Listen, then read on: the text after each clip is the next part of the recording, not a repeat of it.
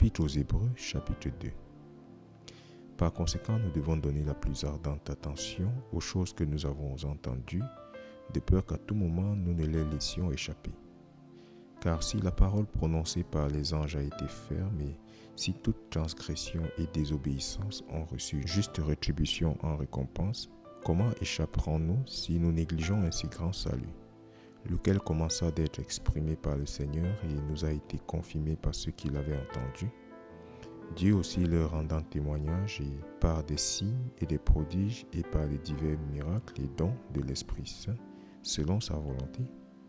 Car ce n'est pas aux anges qu'il a assujetti le monde à venir duquel nous parlons.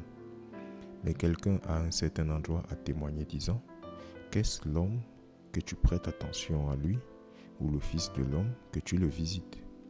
Tu l'as fait quelque peu inférieur aux anges, tu l'as couronné de gloire et d'honneur, et tu l'as établi sur les œuvres de tes mains. Tu as assujetti toutes choses sous ses pieds, car en ce qu'il a tout assujetti, il n'a rien laissé qui ne lui soit assujetti. Mais maintenant, nous ne voyons pas encore que toutes choses lui soient soumises, mais nous voyons Jésus, qui a été fait quelque peu inférieur aux anges pour la souffrance de la mort, couronné de gloire et d'honneur, afin qu'il, par la grâce de Dieu, goûte la mort pour chaque homme. Car il convient à celui pour qui sont toutes choses, et par qui sont toutes choses, en amenant beaucoup de fils à la gloire, afin de rendre le capitaine de leur salut parfait par des souffrances. Car et celui qui sanctifie et ceux qui sont sanctifiés sont tous issus d'un seul. Pour ce motif, il n'est pas honteux de les appeler frères, disant, je déclarerai ton nom à mes frères, au milieu de l'Église, je te chanterai des louanges, et encore, je mettrai ma confiance en lui, et encore, voici moi et les enfants que Dieu m'a donnés.